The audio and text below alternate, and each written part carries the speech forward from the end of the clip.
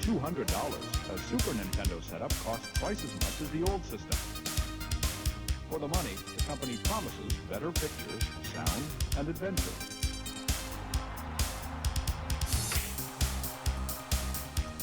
Now you're playing with power, superpower. You're the king, I tell you! The king! Only for Super NES. Only on the Super NES. You're listening to the SNES broadcast with your hosts, Soulblazer and George.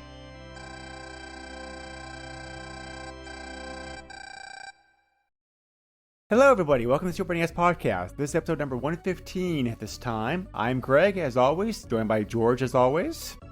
That's me, as always. And we're here to entertain you, hopefully, as always. As always. So the game we're covering this episode has an interesting genesis as far as my No, we're talking about the SNES version. Well, there actually was a Genesis port. No, but, I know. But I know. But I could use the word in other ways too, can't I? No, when you talk about Genesis on a video game podcast, it always has to be about the Sega Genesis. Oh, no. Or it could be about the band. But it Now you can't be sound about what? Now you sound like the rivalry that goes on between like two dudes in NES and like in Genesis Gems about the use of like the word gem for a game. Oh, jeez. I was just making a joke. Yeah, don't get me started on that.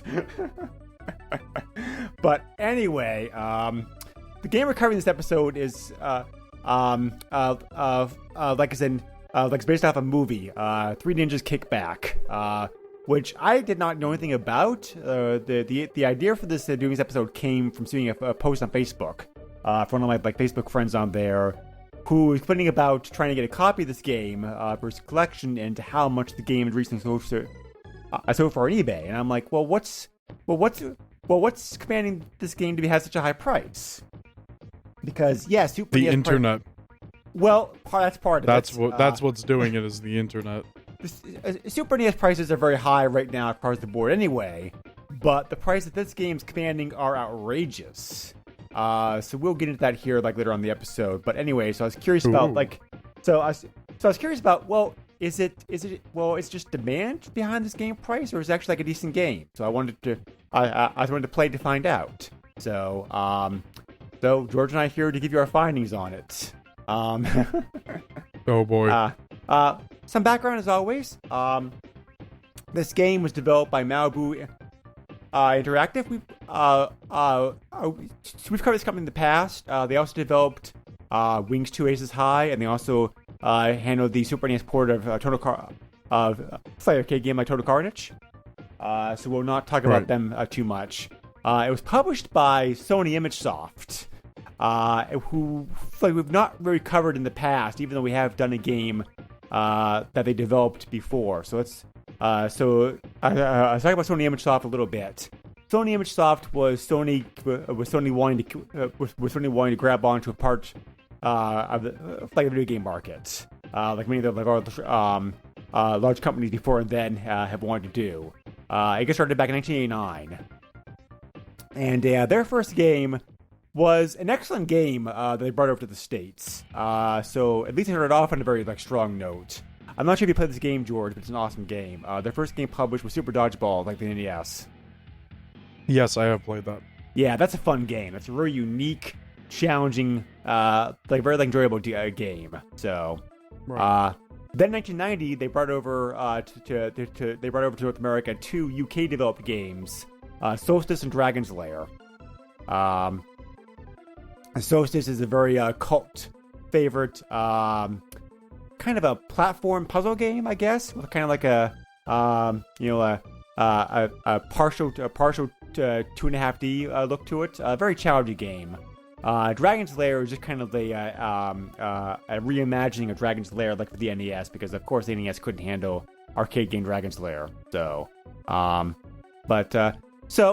ImageSoft was around publishing games in 1995 when when Sony realized that it would not simply do to have the company developing games for competitor systems. So when PlayStation was coming out, so that year they folded ImageSoft into SCEA, Sony Computer Entertainment of America. So Yay! So side note, I say that about how I say that about how of course quote unquote Sony did that. Back in the old days, during the golden age of video games, companies did do that. They would develop games for competitors' consoles. You had Atari, which put out games for the ColecoVision flying television platforms, for example. And you also had Mattel publishing games like the Atari 2600, like for the ColecoVision. Sometimes adaptations of games that existed on the original platform, and sometimes like new games. And not only that, Coleco and Mattel also released adapters that allowed you to play 2600 games like on that console. Which is like, can you just imagine that like nowadays? Like you have a PS4, and you go out there like buy an adapter to play Xbox One games on it.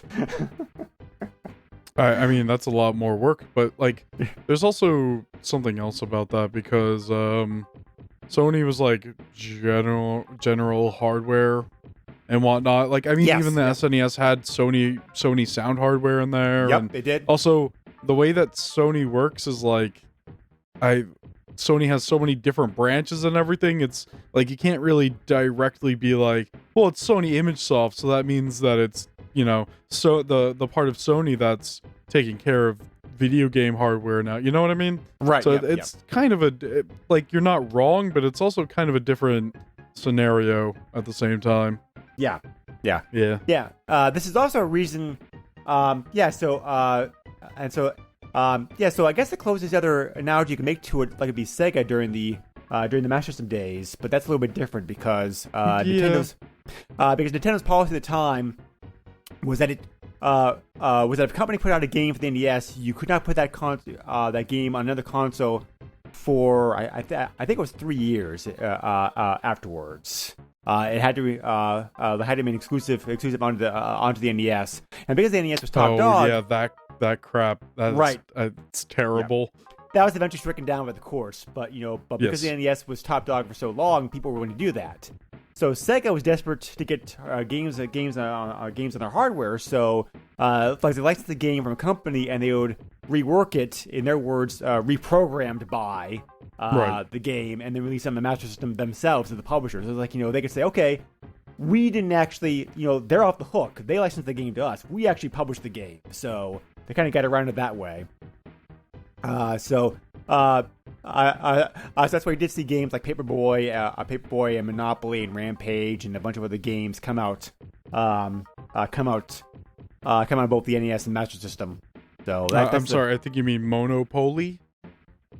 Okay. Okay. Well, the joke is that there was a printing error on some of the copies of Monopoly, and there was a space between mono and poly. So some copies say monopoly, and some say monopoly. I can't believe I almost said monopoly wrong for a second. But yeah, so I guess that's kind of an inside joke then, if you don't, fully understand. So that's an image variation. So I guess one of the image variations that collectors were paid like Mondo money for, I guess then, huh? Not really, but it's one of those like printing errors that they did. Right. Yeah. Yep. So looking over the games that Sony ImageSoft published over the years, because they were primarily publisher, they only developed 2 games. They developed Jeopardy and Wheel of Fortune for home use, but everything else they published themselves. Looking over this list, it's a pretty mixed track record. Mostly, I'd say more toward the negative side. A lot of these games that they published were not really that great games. They, for example, they had a license with Sega, and they actually published like Sewer Shark, like the Sega CD. Oh boy. So a lot of like games based like a lot of games like this based like this one we're in this episode based off of movie titles, which are at best okay games. You have like Johnny Mnemonic, Last Action Hero, Hudson Hawk, Hook, Bram Stoker's Dracula, etc., etc. Right. So, Oh, that game is so terrible. which one? The Dracula. The Sega CD version of the game's okay. It actually uses like because it actually uses like like movie clips in it. So Wait, how does that make it okay? Because they use movie clips. Because at least like adds a little bit to the game. You just have to watch like between like going through the stages at least. So I guess. I don't know. That's a weird argument. It's good because there's movie clip. Whatever. I'm just making a joke. Go on. They also published a bunch of ESPN sports games, and they also published. Here's a good game. We'll have to cover this at some point, George. Super Barman. Okay. So they published that. So that's Flashback. The Super NES version was also published by them. So yeah, kind of a mixed record. I don't think anybody really minded too much that they got voted into SCA. Like once PlayStation came out. So I think that works. Well, I mean it did, but I think that also makes sense to do that. Like, hey, we've already got this game developing division and whatnot. Oh, okay. Well, we're releasing console hardware. Yeah. Let's snatch them and merge them in. Right. Yep. Yeah. That's why I said before. Like like nowadays it happens. Like in the old days, Tony and I just kept publishing games. But who knows? Right. So, but anyway, so the game itself is based off a movie. So I'd heard of the first movie. I didn't actually know it was a series. Three Ninjas was a movie that came out in 1992. It's a martial arts comedy film that was mostly aimed at the preteen market. And the movie did quite well. That sounds very rough. Well, yeah. When you have the main characters of the movie be like, you'll be like 8, 10, and 12-year-olds. Yeah, like what the market is like that movie. Yeah. So, but the movie did very well in the box office, and so over the years it's kind of become like a cult favorite, like people. So I've never seen it, so I don't know. No. Well, yeah. So anyway, as with anything in Hollywood, they want to make. They want to make a lot of money off of it? Yep, they want to make. Is that sequels. what you're trying to say? So, of course they did. So 3 sequels came out. Came out for that movie. 3 Ninjas, 3 Ninjas Kick Back, 3 Ninjas Knuckle Up, and 3 Ninjas High Noon and Mega Mountain. And none of those 3 movies did anywhere near as good as the first movie. They're all box office bombs. That sounds like a lot of movie series. Yep. So it's like, oh hey, it's time for Beethoven's 500th movie. Wonder what he's gonna do now. Oh, he's driving a car. I haven't seen Beethoven in years. Oh, the movie? Yeah, the first movie was actually pretty good. I remember watching it as a kid. I was talking about the composer. What? What do you mean the movie? Yeah, the movie series. There's like 100 of them, right? Not actually a literal 100, but there's like so many of them, right? I know of at least 3. Okay, let's make an Air Bud reference then. Let's make an Air Bud joke. Do you know what Air Bud is? Yes, that movie I also saw. Oh, okay. Yeah. Let's make an Air Bud joke then. We'll make it a little more relevant. Oh, hey, Air Bud 100 came out. What's he doing? I don't know. He's playing golf now.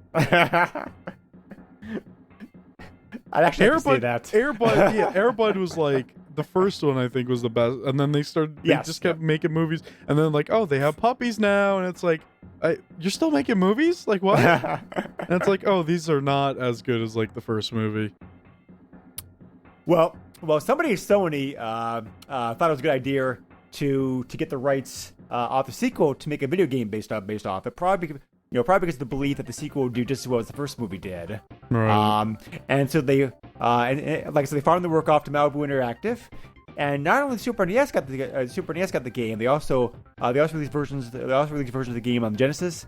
Again, also on the Sega CD. So all 3 of those versions came out in 1994. The Super NES Genesis version came out first in June. The Sega CD version fall later on this year. And it's like I try not to be okay. This is definitely I want to hear this. Well, we've talked about this before in the past, George. It's like, so developers, right?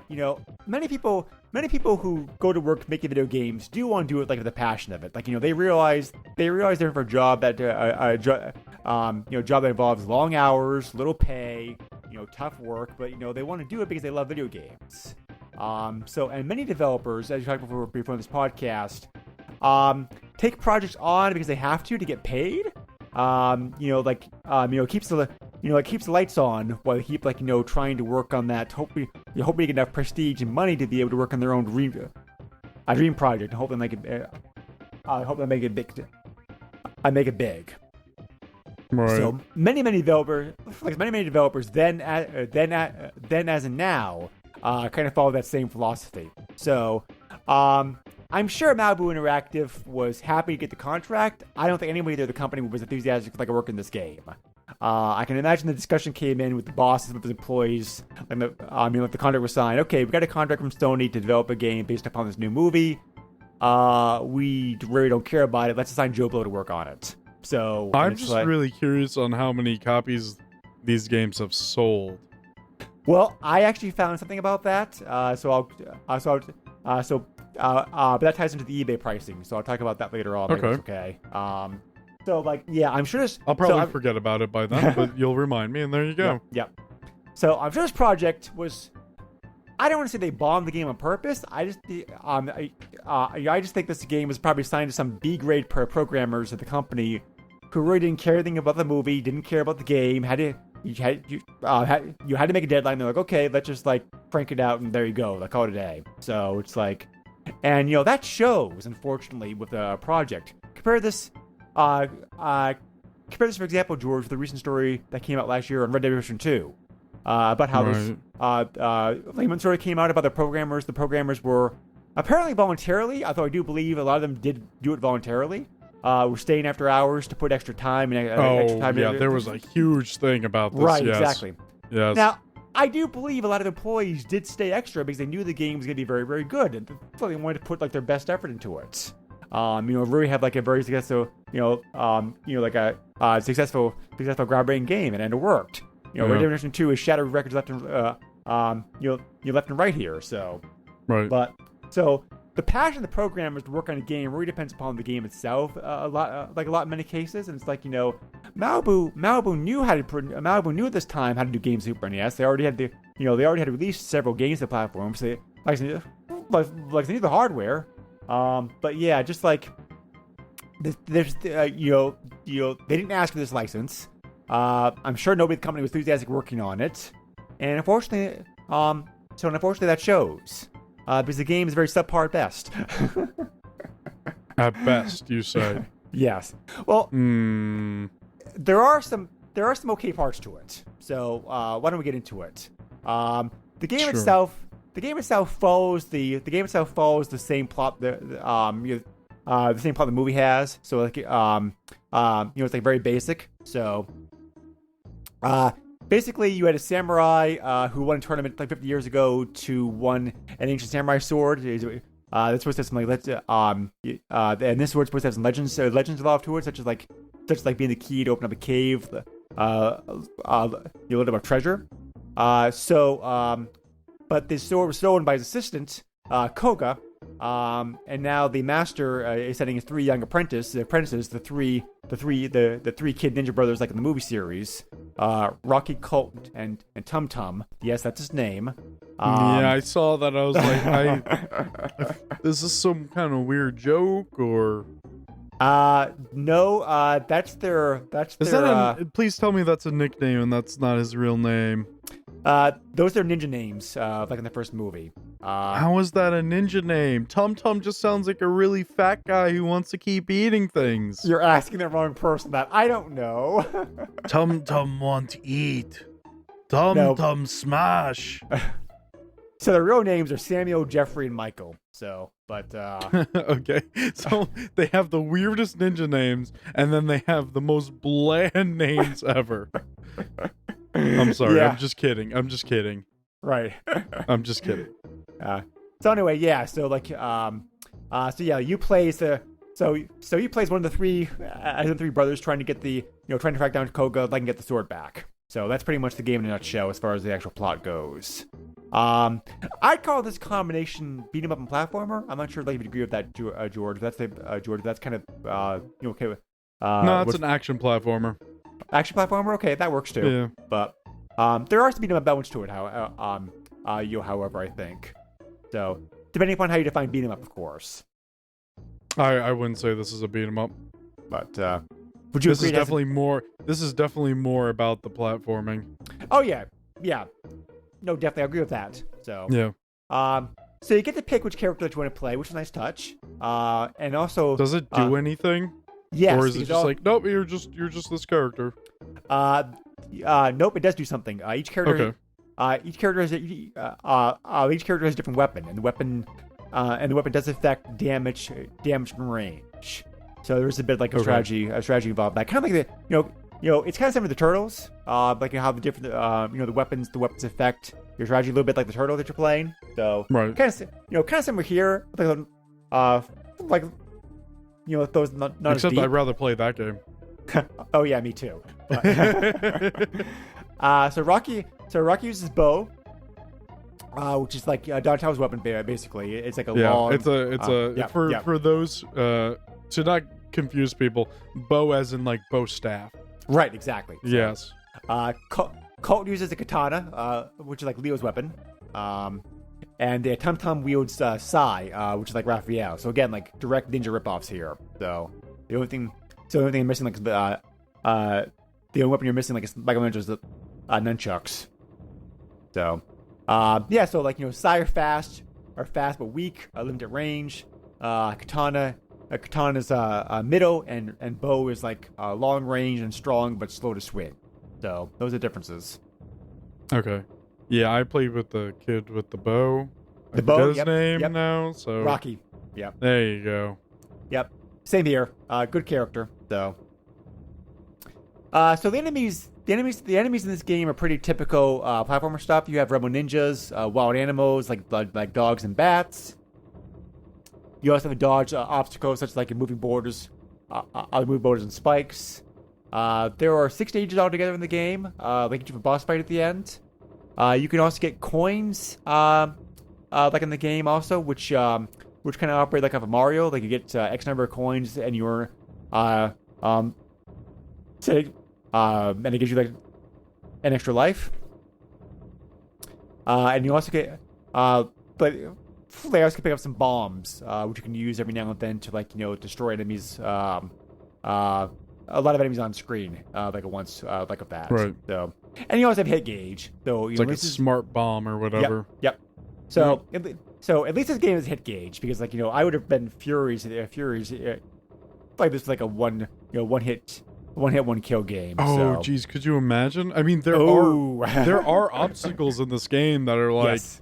Hey, we're gonna kill you in one hit, but it's not everything. This game would be ridiculously brutal if that was the case. Yes. Yeah.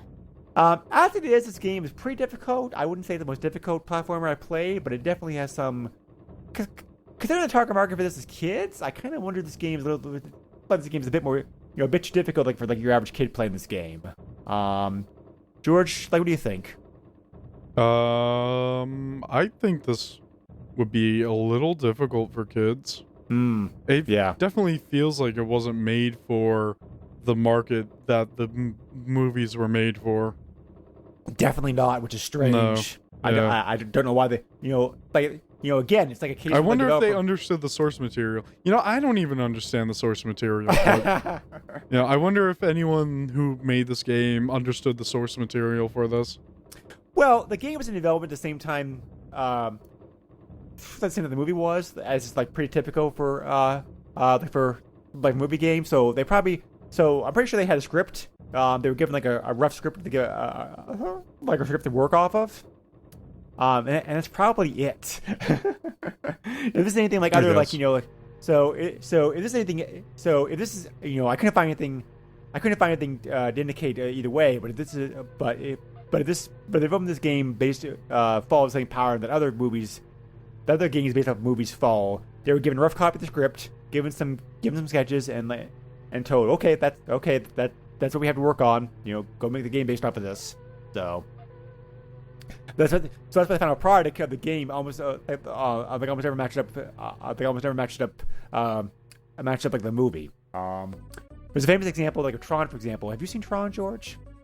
No, for some reason I have not. You should. It's a good movie. Of course, no, it's on my list to watch. I just for some reason either I forget about it or I just don't get a chance to.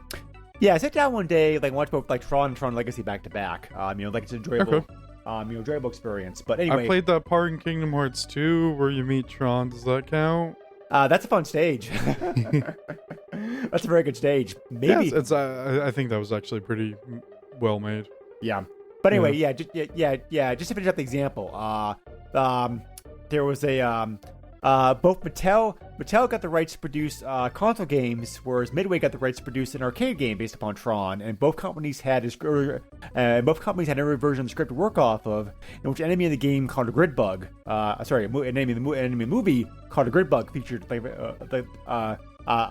prominently. It's kind of like a computerized bug with 4 legs, that kind of stuff. And both games, and both the arcade game Tron, I love that game. Tron arcade game is an awesome game. But anyway, both the arcade game and also a lot of the Mattel television Tron games featured grid bugs pretty heavily. Well, grid bugs did not survive the editing process with the movie. In the actual finished movie, you only see the grid bugs in 1-2 second screenshot, and that's it. So it's like the developers kind of swung and missed with that. Great. But again, tell me more they missed. But again, they were working off an early version of the script. So that's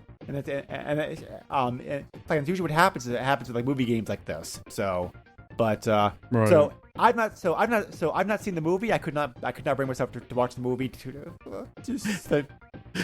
compare and contrast it. I'm sorry. I apologize. I apologize to the audience out there. There's so much more we can do for you guys, but even I have limits. But that's great. That's great. That's wonderful. But I do see here from the Wikipedia article that the story in the movie and the game does match up. So they got that part. Right at least. At some point, I just started skipping everything. I was like, yeah, no thanks.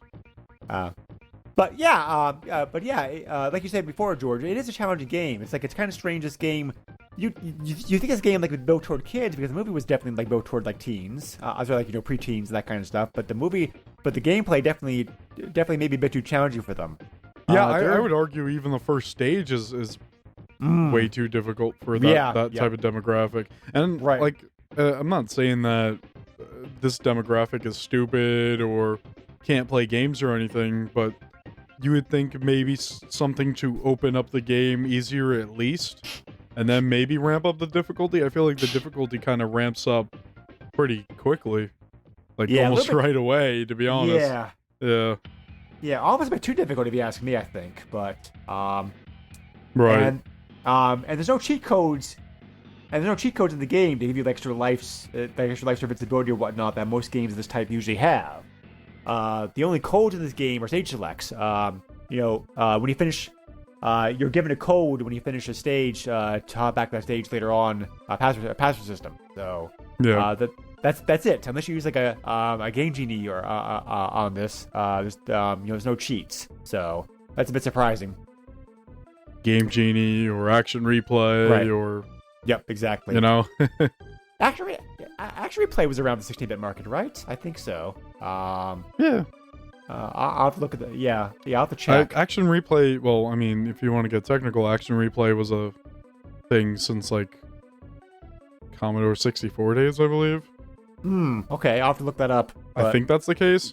Yeah, there's some YouTube documentary or something online that you can watch. It's the history of action replay, and it started over here with the microcomputers, and let's not get into it. One cool thing about this game, in this game I did like, so I'll make sure to mention everything in this game I really liked, because there's not too many of those things. Wow, even for you. One cool thing I did like is they did add in a 2-player cooperative mode, which is like very good. So, I think cooperative gameplay is, I prefer cooperative game modes as compared to competitive usually. Right. So the fact that you play the game with somebody else at the same time, I think is like a good way to help you out with this game. And so I am glad to see the developers included that. Right. It does add a little bit of replay value to the game at least, not much, but a little bit at least. So, we mentioned the difficulty of the game. The stages themselves and the enemies are just very bland. They're very cookie cutter. There's nothing very unique in this game stands out as far as that goes. They're all just like it all just feels like stuff that they just like copied and lifted from like other games. There's nothing really like unique or interesting in this game as far as the actual enemies or the stages themselves, how they're designed and whatnot. They're all pretty blah, I think. So, did you feel that way, George? Yeah, it felt like it wasn't really tied to a movie or anything. It felt like some kind of generic game, you know? Right, exactly. So, yeah. And the graphics also are. They're okay. They're not really 16-bit quality, I think. Again, it kind of feels like that now we're just using like some pre-rendered images and some development tools they had on hand, just to, like slap graphic images together and not really optimize it for the Super NES, because it's like they're developing this. Like we mentioned before, they developed this version of the game at the same time the Genesis version was done. So it's like they probably just like. Most companies, if you release a game on both platforms, will at least take an effort, to optimize the game a little bit for both, both platforms. Yeah. I played the Genesis version of this game a little bit to compare them. They're almost exactly the same. Now we did no effort whatsoever to tweak the music or the graphics or like whatnot for system. I took a look at the Genesis version because I just so happened to have it on the Pi. I was playing it on my Raspberry Pi. Cool. And I have to say, they're about the same. Yep. So yeah. I mean they're serviceable graphics. They're not really like 16-bit graphics. Like, you know what I mean? They feel like an older. Well, yeah, they feel like it feels almost like a more launch game as far as the graphics go compared to like a 1994 game. So. Again, I was a bit surprised to see that because they said Malibu had already published several games.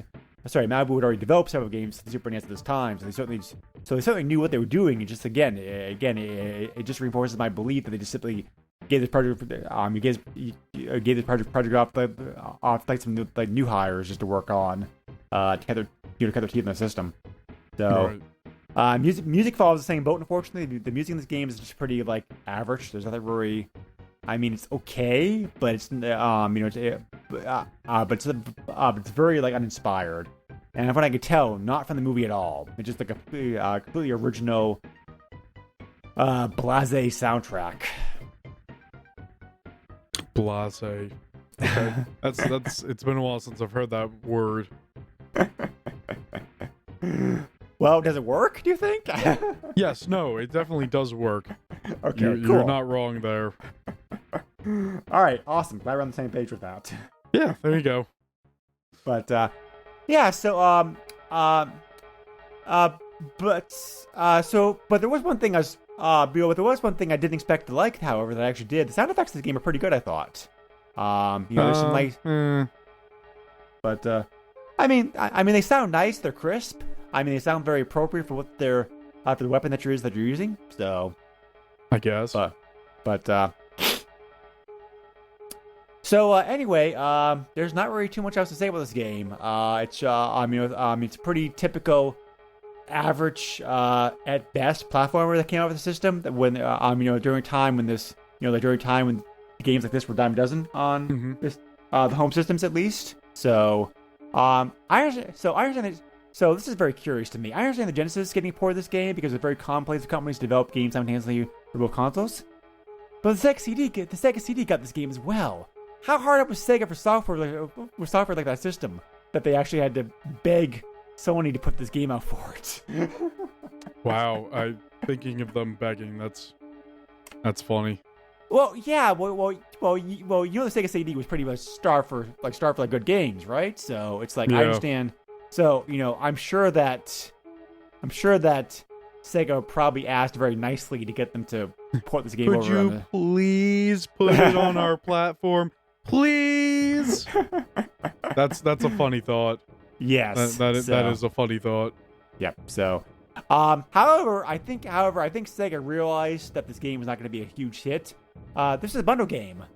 This is 2 for 1. It was sold in stores. Sold in stores in a PAX, like a PAX bundle with a hook. Really? Yep. It took me a second to think about it for some reason. Yep. So, Hook's at least an okay game. I remember having some fun with Hook. So, I've never played it, so. Yeah. Lucky, yeah, it's all right. I got hooky. Another movie. That's how it game. goes, right? Something like that. Yes. Right. So, right. But yeah. So, and the Sega CD version, this is also curious. The Super NES Genesis version of this game only came out in North America because that makes sense. The movie's an American movie, so I mean, like the actual the international appeal of the movie would be limited at best. But the Sega CD version did get ported to Europe, where it came out in Mega CD format. So curiouser. Yeah, curiouser and curiouser. So I don't know what's up to think about that. That's kind of strange, but and the Sega CD, so the Sega CD version of this game also does feature movie clips, like many other games of this time period did. So that's why. So that's why the Sega CD version of the game is about half as long as the Super NES Genesis version of the game. There's a playthrough on YouTube of this game. Super NES finished in like 26 minutes. So. That's more time than I want to put into this game. Well, I've said, I made sure to mention as we gone through this episode, what things in this game I liked. Was there anything that you liked, George? Can I say I liked when I stopped playing the game? No. Oh, dang. Doesn't count. What did I like? Actually, like I guess you could kind of call them cutscenes or whatever. The cutscenes were kind of like the pixel art of the characters actually looked pretty good, I thought.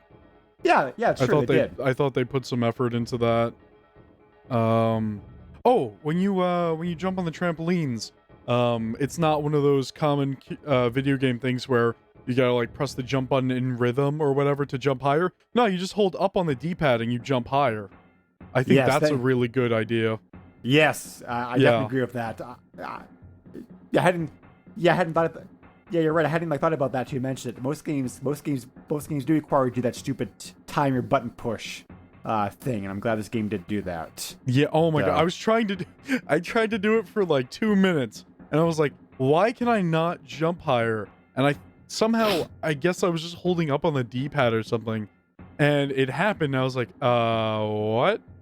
I was like, this is actually a really cool thing, Yeah. So I wish other developers would do that instead of the whole, hey, you gotta press the button at the correct time. It's like, I'm not interested in doing that. I don't want to play a rhythm game. No thanks. Yes, definitely. I agree with that. So, but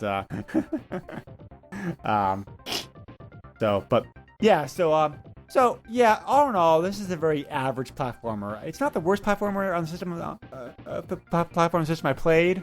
But it is like pretty forgettable. It's a very, at best, I'd say like an average movie tie-in game that really doesn't have anything to connect the movie except for the story, which you mentioned earlier, George. It doesn't really, some console games, they really feel like they come from the movie. This game really this game really sounds like it kind of slapped on the movie title license was slapped on after the fact. Have you seen the movies?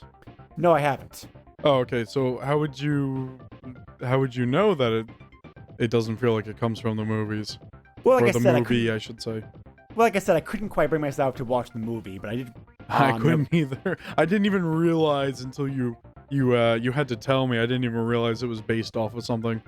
But I did, I did like, but I did read the Wikipedia article on it. And I did look at some, Right. I did look at the trailer. The trailer was available on YouTube. So, Okay. So like just based upon what I can tell, this movie, the game is very little to do with the movie outside the story. Weird. All right. So I mean, the characters look like the movie counterparts. Right. Digitized version. So, Oh, I forgot to tell you. I actually had trouble getting further in this game. There was Really? like I must have hit some kind of bug or glitch or something because there's a section where you're in this house or whatever and you're trying to find items and Okay, whatnot. And I ran around for it must have been at least 10 minutes trying to I had like two or three items left and I could not find anything. And I'm telling you, I searched every pixel. I tried, fighting everyone and everything.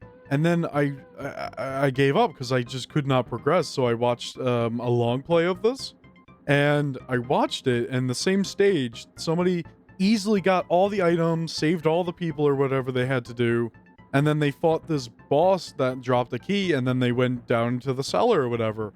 I didn't even see that guy. I didn't even see the boss that dropped the key. Like it was just enemies kept spawning and attacking me. And I found most of the items, but the rest of them were missing. And I don't know what the heck happened, but it must have been some kind of weird glitch or something because they totally did not show up. It was very odd. yeah, that did not happen to me either. That's curious. Did you try like playing this stage again? See if it happened again? No, I was very fed up with the game by the time I got to that point. Yeah, well, considering developing this game, I would not be shocked if there was a bug in there. Right. I didn't find anything online talking about that, but but it's very possible. I believe you. So anyway, the ratings of this game reflect the kind of meh quality, the quality that we've been talking about. The average consensus of this game is like 2 out of 5 stars. The best review gives it like 3 stars out of 5. So, and that's the best. Who was that? Somebody who liked the game, I guess, but No. Who gave the rating 3 out of 5? Oh, just a user, a user review. Okay. Yeah. No, I thought you meant like a publication or something. I was like, there's only one publication that covered this game back when it came out. And actually, I actually was going to talk about that next. So it's an awesome lead-in, George. Thank you. But well, there you go.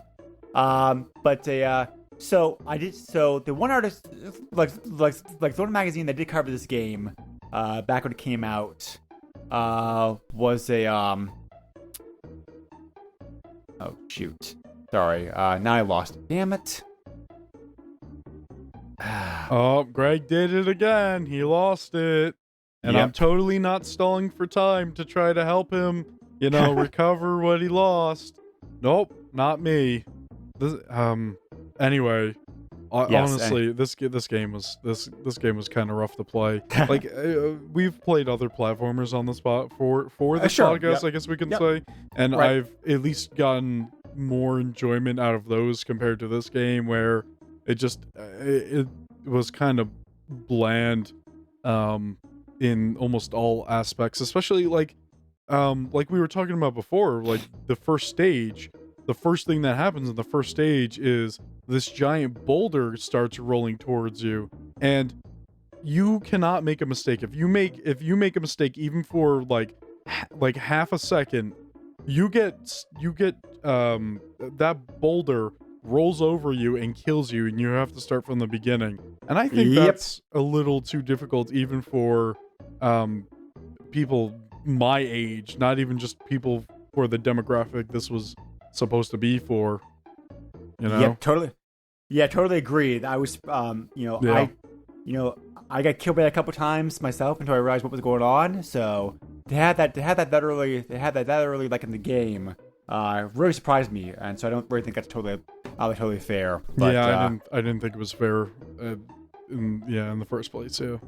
So the one major magazine that covered this game is GamePro. They reviewed the game back in their March 95 issue, and I read the issue. So I read the article online. It's available on there. Right. But the Wikipedia article does have a summary. Summary like a review that I think is excellent. Or a summary because I agree with it 100%. The summary basically says that it's a below-average platform adventure with last generation great character graphics and sometimes troublesome controls, with some positive sound effects and two-player cooperative gameplay, and the only fans that and this is a game that only fans of film should should play. And I agree with that 100%. Yep, I agree with that 100%. So. Yeah, what was the rating they gave? Let's see. You closed here. it, didn't you? I did, yes. Why? Oh boy, Greg, never mind. Let's not even worry about it. I'm sure it's GamePro gave it a 2.369 out of 10. There you go. We'll just say that's what it was. They probably gave it a 2 out of 5. I wouldn't be surprised. Because it was pretty much everybody else, like who like rated it gave it. So, so anyway, they gave it a 2.49999. They just couldn't get it a 2.5. They just didn't have the heart in it. Yeah, yeah, probably. Right.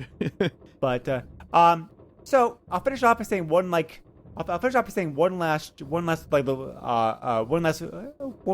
neat thing I liked in this game. The password system does not use letters and numbers. Thank God. It actually uses like character graphic instead, which I prefer games do that because it makes it a lot easier. The Indiana Jones game that we right covered? Exactly. Yep. Yeah. For example, just to give an example, the level 3 password is blonde hair guy, dump guy, glasses guy, and Maury. I'm sorry. What guy? Wait. Did you just say Maury? Yes.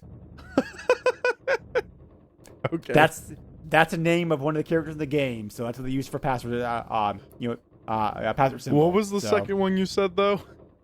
Glasses guy. No, I'm sorry. Dump guy. He's Dump guy. Dump guy. That's the name of the password. Yeah, that's the name of the password. The password icon. So, okay. Weird. Whereas the 5 password is Koga, Morai, Cult, and Tum Tum. So, so I think it's a lot easier to put down passwords. Something they're actually like character graphics opposed to like letters and numbers. Yes. So, kudos to developers. I have a question for you. Is there a Chris Houlihan room in this game? Is there a what? A Chris Houlihan room. Not that I'm aware of. Well, then this game is terrible. You don't know about the Chris Houlihan room? No. That's wait. There's that. It's. Wait. Like, so there was a contest in Nintendo Power. Zelda, yeah. Zelda, Link to the Past. Yeah. Link the password. Yeah. No. I know about the. Sorry, I know about the room. I forgot the name of the. I forgot the name of the guy. So. Yeah. So for anybody, I don't know how you would know this, but for anybody who doesn't know this, Nintendo Power had a contest over here, and you would get your name in the next Zelda game or whatever. And it just so happened that there was what was it? It's like a room that you should not find because it's like if there was an error in the game or something, you would go to that room. Yep, so that they turned that into in the North American version, they turned that into the Chris Houlihan room, being that's the guy who won, and there was a bunch of rupees in there. And there's a sign that says, "This is my room. Hey, something. What was it? You shouldn't be in here or something. But let's keep it a secret or whatever." So yeah. Actually, don't you see that? If you play the game at the beginning, if you play the game in a special way, I think you could actually find it. Like you gotta like glitch the game or something. It's definitely like One of those numerous, yeah. like crash things or whatever to prevent it from crashing or something. There's numerous ways to access the room. Right. You know, the easy way to do it is to do it to which most people use is a running and dash trick outside the cast. Outside the cast at the start of the game. We can like do things a certain way to confuse the game and playing the game dumps you that room. So it's not hard to confuse games of that era. I suppose so. I never look at what you can do with Super Mario World. Yeah, it's true. It might be difficult to pull off, but it's like technically easy to. I don't know. Like it's not too many steps to just totally screw the game over. Yep. Yeah. Yep. I never actually found it. I never found the room myself playing the game. You know, a couple years after the fact, once that became public knowledge, then I went back and tried to try to I was able to do it. So, but no, unfortunately, like there are other games that had rooms like that also. Like Final Fantasy IV, for example, has one. Has a program room. Like hidden away in it too. So and there's other games like that as well. The version of Final Fantasy IV you'd want to play is probably the one on the DS. Yes. Yep. Yes. So yes. But anyway, no, unfortunately, this game. Yep. So do I. So. Hey, look at that. Yep. Good version of the game. So, but no, unfortunately, this game does not have anything like that. There's no cheats or secrets or hidden tricks like that. Like I said, it's very. Well, I mean, if you want cheats, just use Action Replay, right? Exactly. or whatever. Yep. So yeah, this game screams like rush job, like the developer who just didn't like like I said before, they're getting a paycheck and they don't care. So, but so now we get to the most interesting part about this episode, I think. The prices of this game. Which is crazy. Right. I could not find anything online. So I have a theory. I could not find anything online proving this, but I believe this theory is solid.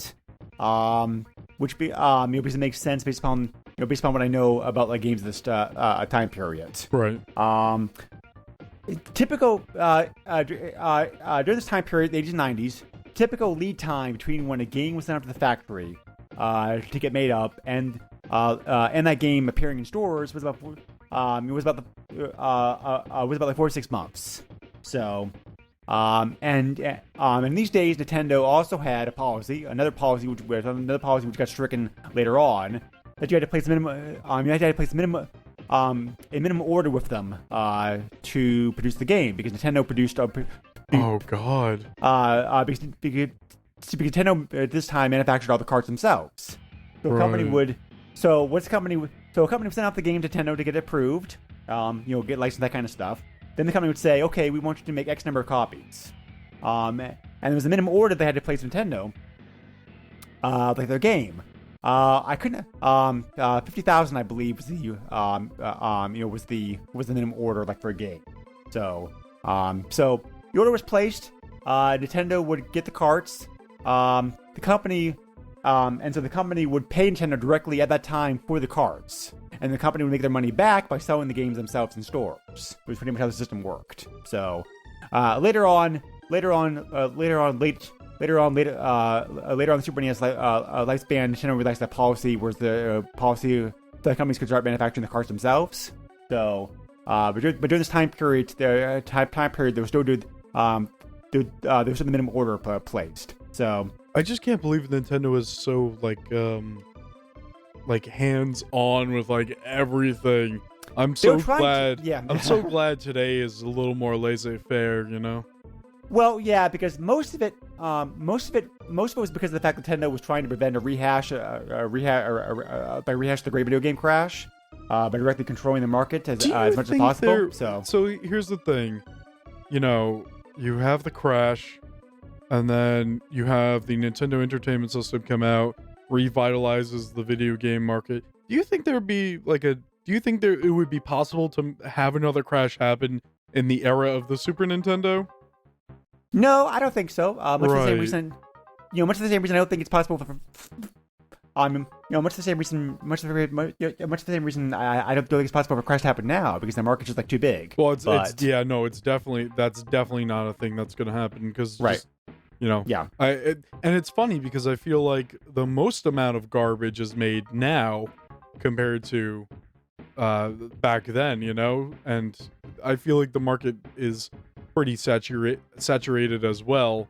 So, but yeah, it's a totally different era. You know, you can even download video games onto these things called hard drives and play them. It's like, whoa. Exactly. So. Yeah. Yep. So in this day, so like I was gonna make that point. So thank you. Like in this day and age, with games coming out, games coming out on Blu-ray and download only companies can handle the supply and demand of the game much better than they used to do. Like in the old days. Supply and demand is like not even really a thing anymore when you get to digital. You know what I mean? True. Because you just have you have the files on a server. Hey, I want to download them. Okay, you can take them. They don't disappear because one person took them. You know? Right. Exactly. It's just copying files. So it's just that's another awesome thing about technology. So at some point, supply and demand is not really going to be a worry about things like this. Yeah, but a lot of folks do prefer to get their games physically. Of course, yeah.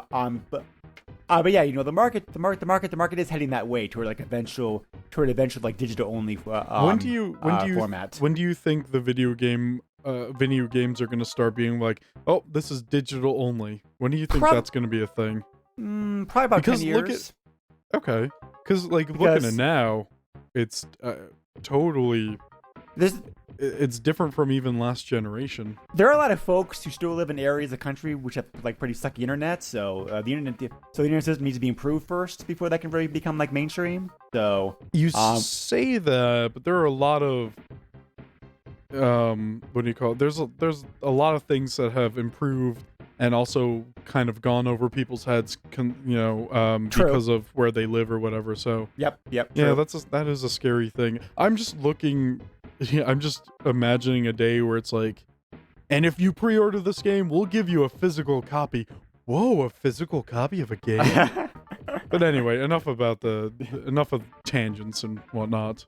Nope, it's okay. But it's a good tangent. Get some background. Get some background about the time. Well, think about this now. If you want to play a lot of these games, you can go and try to buy them physically. Yep, but it's easier to play them digitally.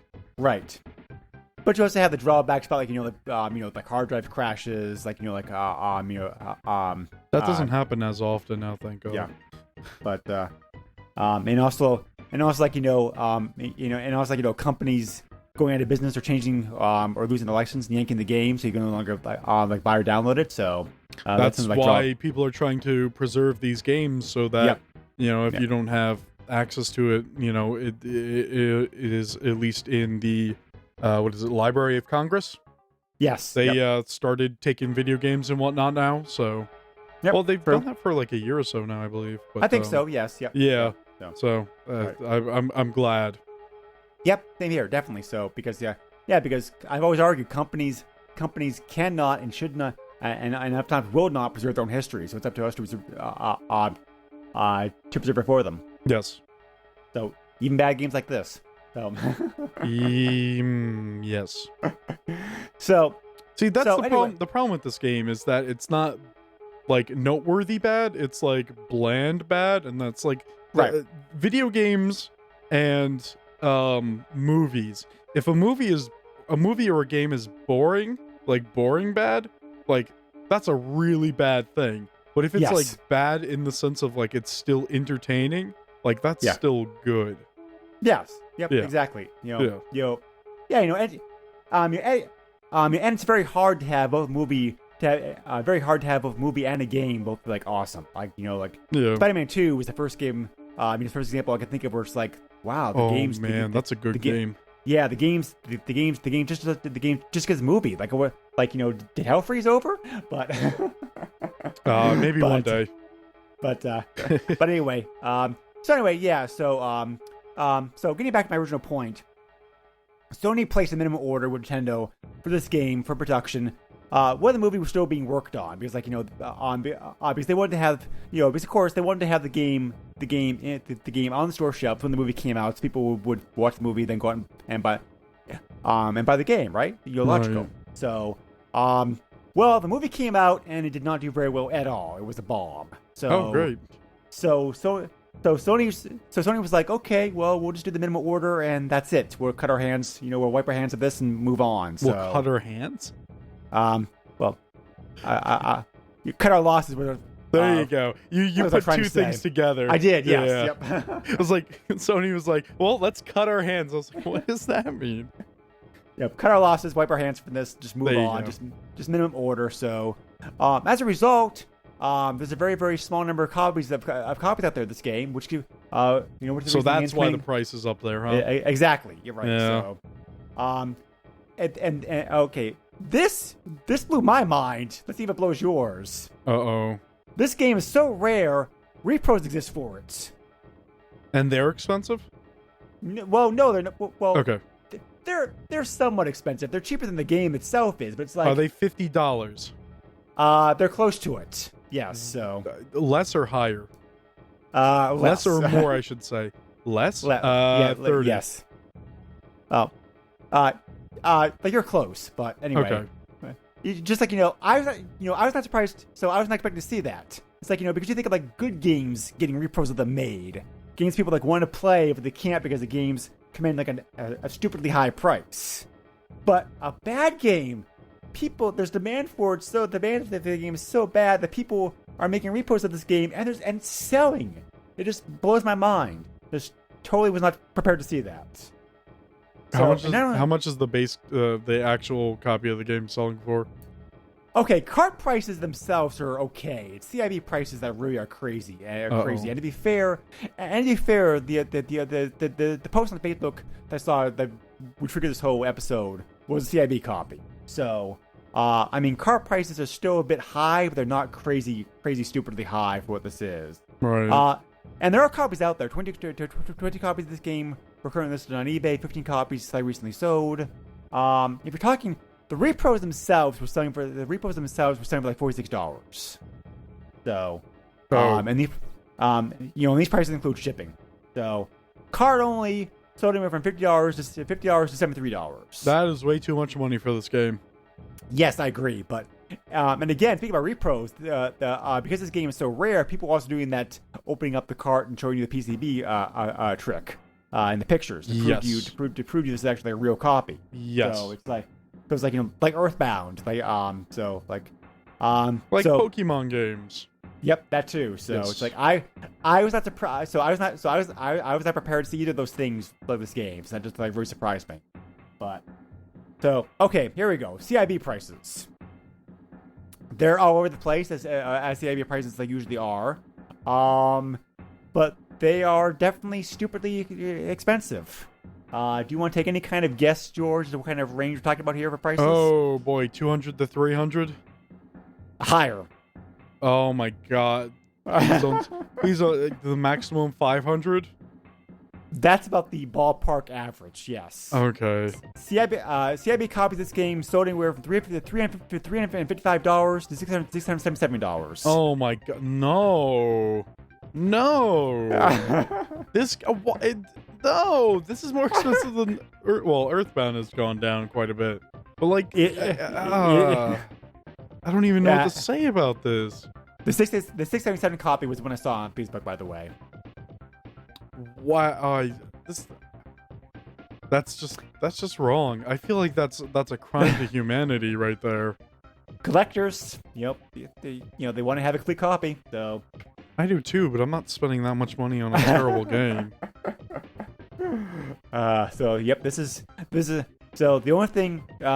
So to add on to what you said earlier, George, the only thing which made the only thing which makes this game unique and stand out is the high prices. Is there a sealed copy No being sold or has been sold? Nothing I can find. I can only imagine how much a sealed copy of this game would go for. Probably around $1,000 or maybe $750 or something. Yeah, between those two. At least $1,000. I feel pretty comfortable with it. You could spend your money on better things, people. Come on. Yes. Yeah. Well, I mean, like this unfortunately going to be one of those games that that collectors who want to complete collection are going to have to pony up a lot of money for. They want to get. There's about maybe like 40, 50 Super NES games that fall into the uncommon to rare category for CIB, and this is Crazy. Unfortunately one of them. So Crazy. I mean, the car pricing is expensive, but not like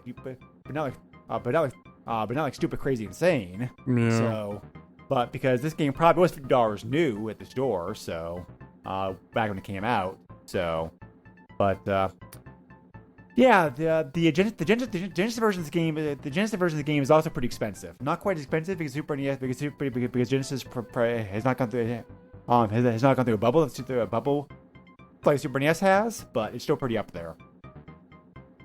I'm not sure if I even want to know.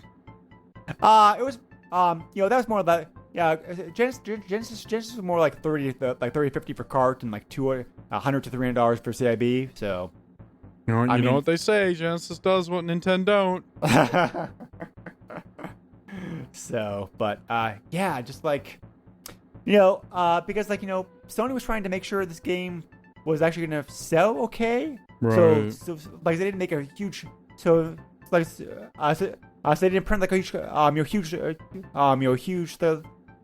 order. There are some games out there that are pretty common because like companies overestimated the demand for it, and those games are now available for like $2 a pack. But Sony at least was careful and placed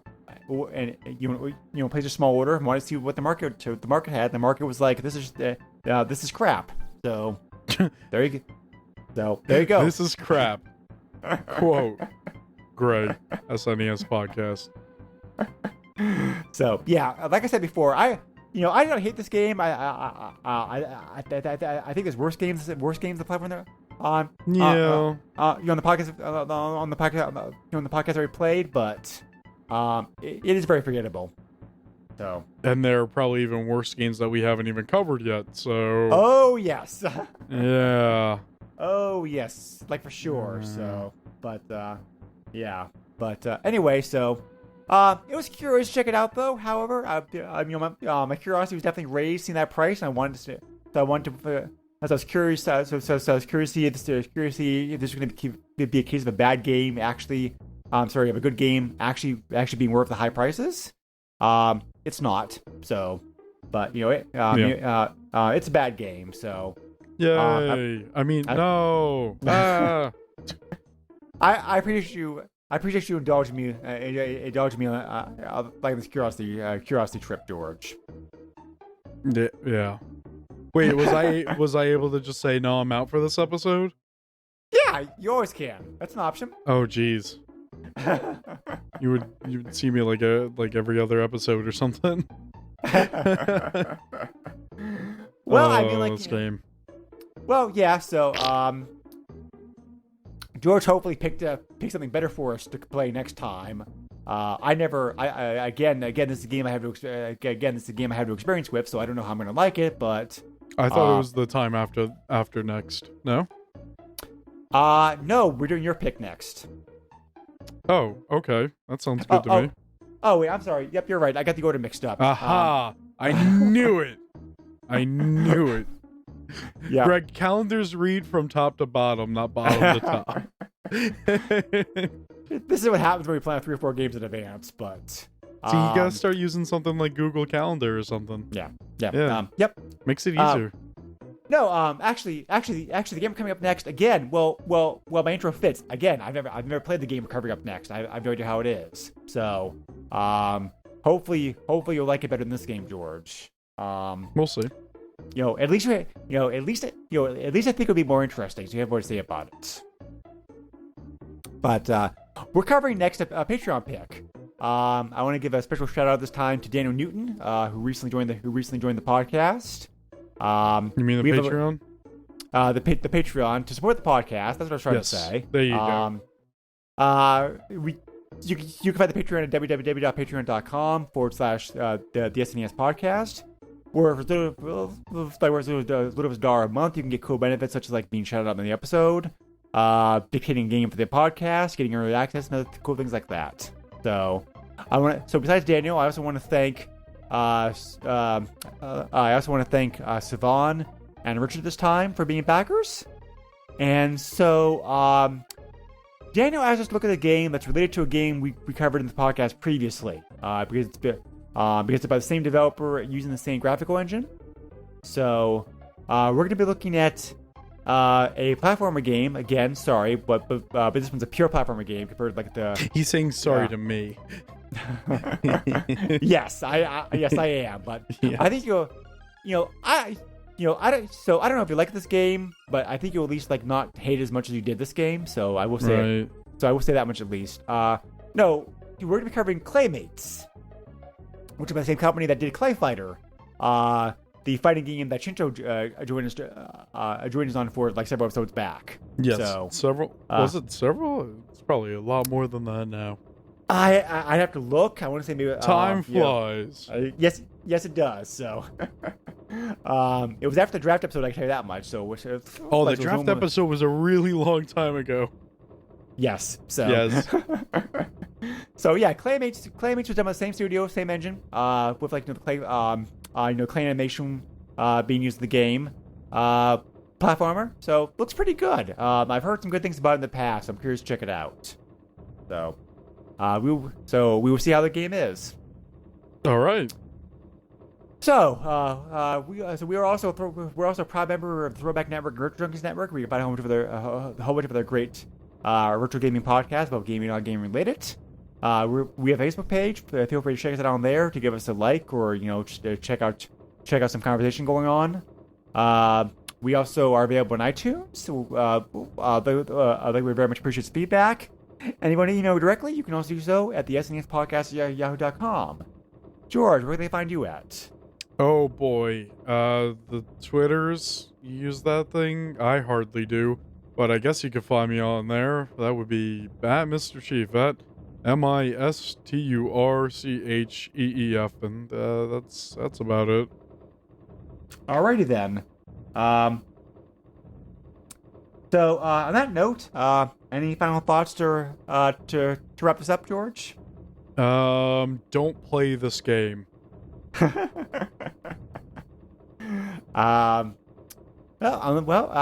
is kind of interesting fantasy about like kids want to be ninjas though. Actually, because that's every kid. Every kid wants to be a ninja. Come on. Let me close the podcast out. Like what about kids that want to be pirates? I want to see a game about that.